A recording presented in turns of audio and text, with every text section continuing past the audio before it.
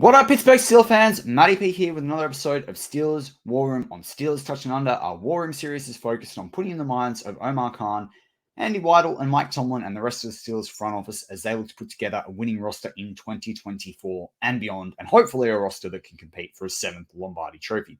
All right, today's show, we are talking Bud Dupree. Does it make sense to bring back Bud Dupree? How much would he cost? Who are the other options out there as well? I've heard a lot of chat about Bud Dupree and the Pittsburgh Steelers. I've heard a lot of chat that he's in talks with them and the Falcons, who he played with, potentially some other teams as well. I've had a lot of people comment that they want Bud Dupree back. I've had people comment on a Logan Lee video about bringing back Bud Dupree. I've heard people talk about Bud Dupree being worth $5 million. Some people think he's worth the vet minimum. He probably falls somewhere in between. But we're going to investigate all that on this show from Steelers Touchdown.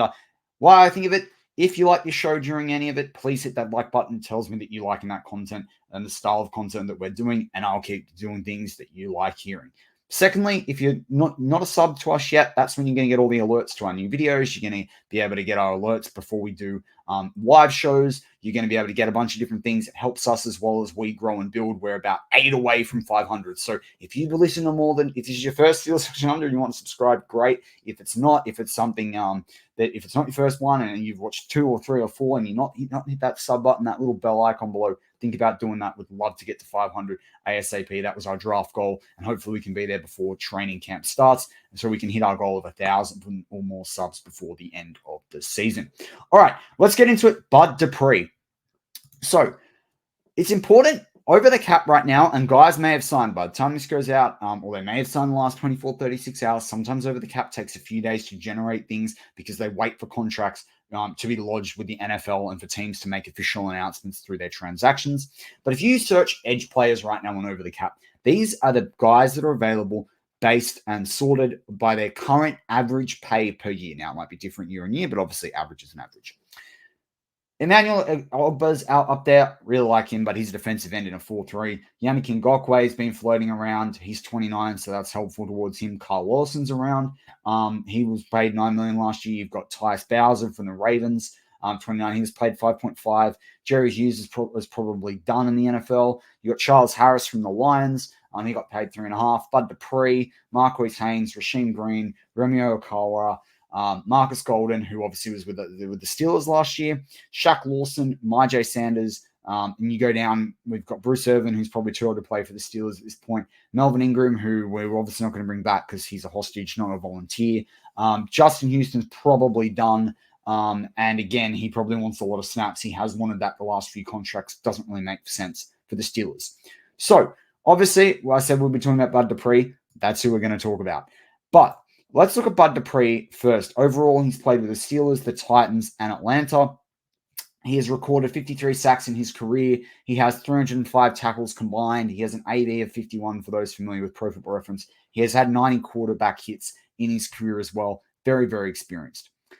But how does he shape up to some of the other linebackers? Now, I can only pick through Pro Football Reference's stat head. I can only pick 6 blokes. So I would have liked to have done 7 or 8 of the guys that I just wrote names I ran through with you. We're going to go with these guys. These guys are guys that I know that can play in a 3-4, although Shaq Lawson be a bit more versatile in that regard. The most amount of games played when you compare Bud Dupree, Markus Golden, Myjai Sanders, Tyus Bowser, Charles Harris, and Shaq Lawson. And we'll go through a bit more about each of them. The most games played goes to Markus Golden. The highest AV, so that's approximate value, which is a weighted statistic based on production at a position by Pro Football Reference, is 51 for Bud Dupree, 39 for Golden, 27 for Lawson, 20 for Tyus Bowser, 17 for Charles Harris, and only 3 for Myjai Sanders. Myjai Sanders is one of the youngest of this group, though, and that needs to be kept in mind. Tyus Bowser actually has 4 interceptions with the way the Ravens use their linebackers and edge rushers, versus 1 for Shaq Lawson, Markus Golden, and Bud Dupree. Bud Dupree's actually was an interception return for a touchdown, if you remember. And, of course, when it comes to solo tackles, Markus Golden has the most with 220. Bud Dupree has 213, although Markus Golden's played in 8 more games. Shaq Lawson's over 100. Charles Harrison and Tyus Bowser, who were 3rd and 4th guys on their depth charts, they're in the 90s overall. You look at forced fumbles, 12 for Bud Dupree, 11 for Markus Golden, 7 for Shaq Lawson, 3 for Charles Harris, 4 for Tyus Bowser, 1 for Myjai Sanders. Now, it is important. When you compare the last 2 years, Bud Dupree has 10.5 sackles in this. Sackles. There you go, Marky D, if you're listening. I said it again. But Bud Dupree has, I haven't said that for almost 2 years, 3 years. But Bud Dupree has 10.5 sacks, 6.5 sacks to Markus Golden, and then there's a lot less. I think it's like 3 and 4 for most of the other guys. It is important to note, as I said, Myjai Sanders is only 24-25, has played only a couple of years in the league. Tyus Bowers is the next youngest bloke, then Charles Harris, then Shaq Lawson, then Bud Dupree, and then Markus Golden. Now, I talked sort of this by career stats because I wanted to give you guys, though, that sort of a take on it. But I did have a deep look at the last 2 years because I wanted to see who'd been the most productive. We may switch back to that again, depending on how I'm going for time. The other thing I thought that was interesting is when you look at guys targeted, Bud Dupree obviously plays on that outside. He's been targeted only 38 targets in his career. Golden only 27. Tyus Bowers has been targeted a lot more because he can shift inside. So obviously then, like from a coverage perspective, you're looking at Bud Dupree. We know he was famous for setting the edge. We know that's something that Highsmith worked on, particularly between his first and second year, and then second and third year in the NFL.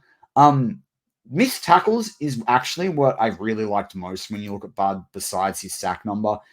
Markus Golden and Bud Dupree allow the least amount of missed tackles. That is very important at linebacker. And in missed tackles, I talk about them a lot on our shows. On defense, I think it's the most under-discussed stat. That's right, under-discussed stat. When you listen to any NFL podcast, TV show, or what have you, missed tackles are really important. They force someone else to have to make a play.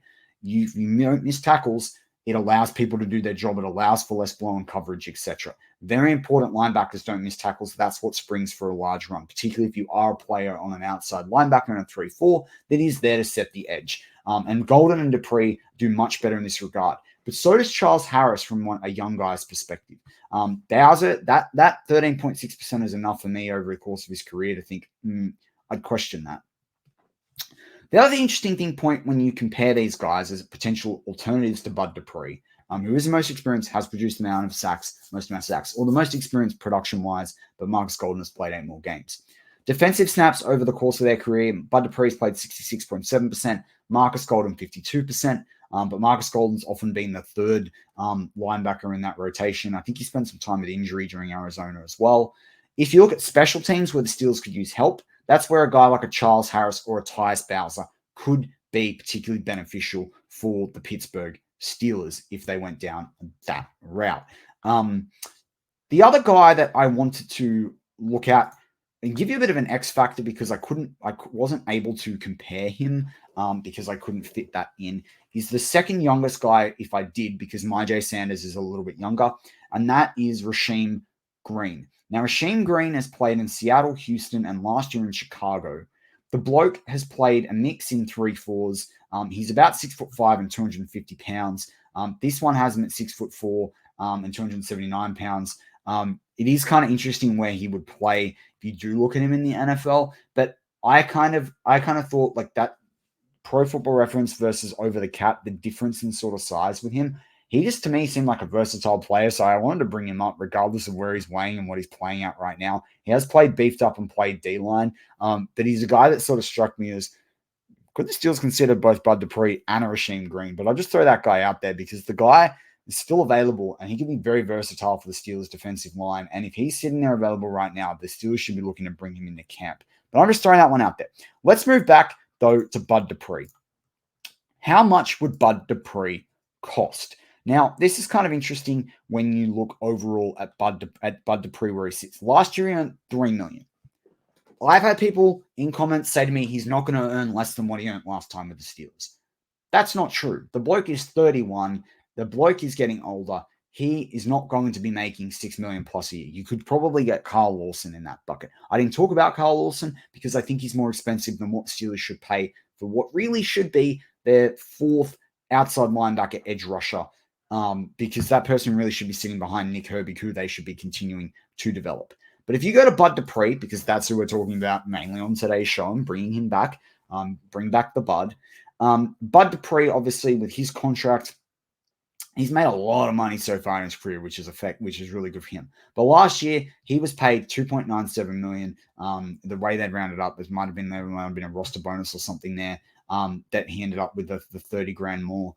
according to over the cap, where they do that rounding. But maybe I should over the cap do round to the nearest 100. That'd be why it is. But you look at his overall cap number, it's shifted, it's chopped, it's changed. The Titans got him on the cheap. They had to pay a bit of money to keep him the way that worked. But ultimately, and then they obviously last year they cut him, and so there was the dead cap hit there. But Bud, really, when you look at his salary cap number, he earned $5 million in 2021. He earned $3 million last year. You do not need to spend more than $2.5 million. Maybe you offer $500,000 to him for a signing bonus. People can argue with me. I'm glad. I'd love to hear someone else's opinion. It's not necessarily what he's worth. It's what the Steelers are willing to pay to bring him back. But my caveat to bringing back Bud Dupree with the Pittsburgh Steelers is that Nick Herbig still needs to be the inside shot, and obviously want everyone competing for roles. But if they're equivalent in the eyes of the coaches, you should be playing the young guy to develop him. I do not want the Steelers bringing Bud Dupree at the detriment of Nick Herbig. But you let me know in the comments. Would you prefer Markus Golden, who would probably be half the cost on the vet minimum than Bud Dupree, or would you prefer the Steelers sign Bud Dupree and we have a 3-man, 4-man even with Herbig rotation at outside linebacker, edge rusher? You let me know in the comments. I'm Matty P. As always, go Steelers.